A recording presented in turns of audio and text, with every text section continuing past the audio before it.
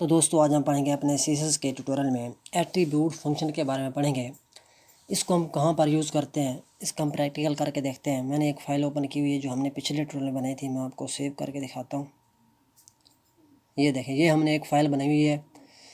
हमारे पास एक इमेज है, एक फॉर्म है, वो एक अनऑर्डर लिस्ट है, एक ऑर्डर लिस्ट है, उसके बाद एक पैराग्राफ है। हम पैराग्राफ के अंदर ही इसका प्रैक्टिकल करते हैं। मैं क्या करता हूँ, यहाँ पर हम एक ले लेते हैं। पैराग्राफ के अंदर हम एक यानी कि एक सिलेक्टर ले लेते हैं। मैं क्या करता हूँ, एक आईडी ले लेता हूँ। यहाँ पे लिख देते हैं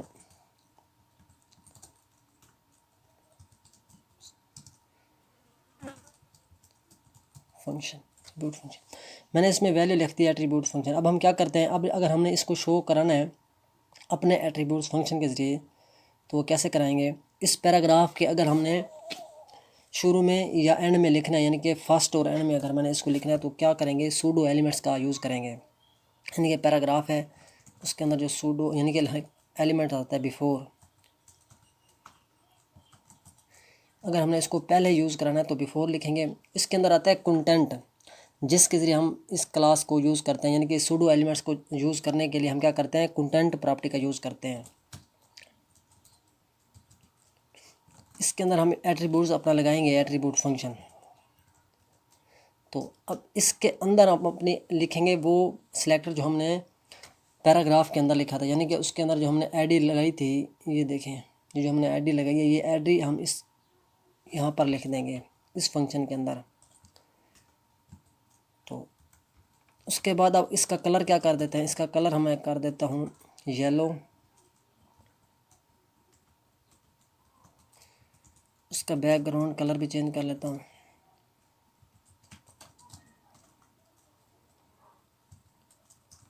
ब्लैक कर देते हैं। बैकग्राउंड कलर मैं ब्लैक कर देता हूँ। तो इसको सेव करते हैं।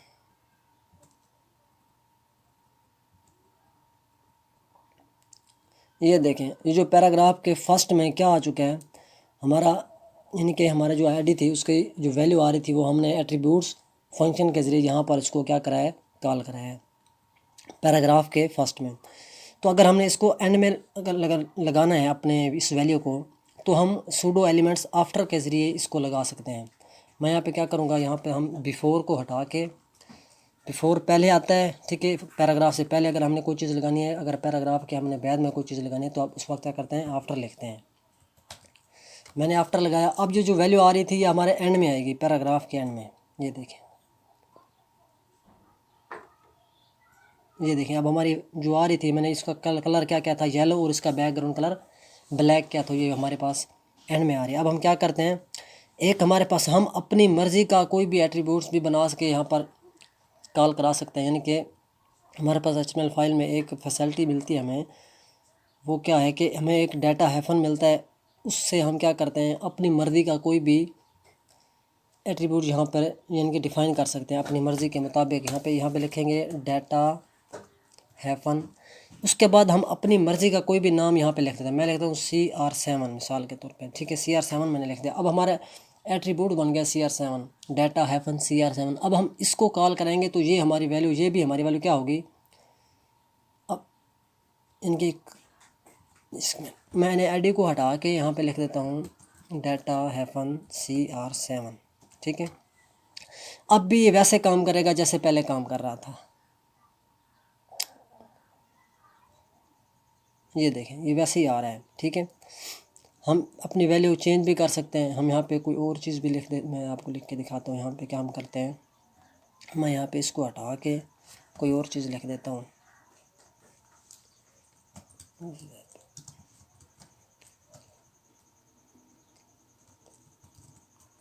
तो सेव करते हैं।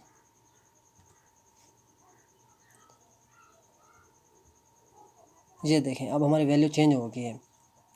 ये जो एट्रीब्यूट फंक्शन है ये इस तरीके से काम करता है, यानी कि हम इसको ज़्यादातर जावास्क्रिप्ट में अच्छी तरीके से कर सकते हैं। तो तब तक के लिए इतना ही। Thank you, take care, bye bye.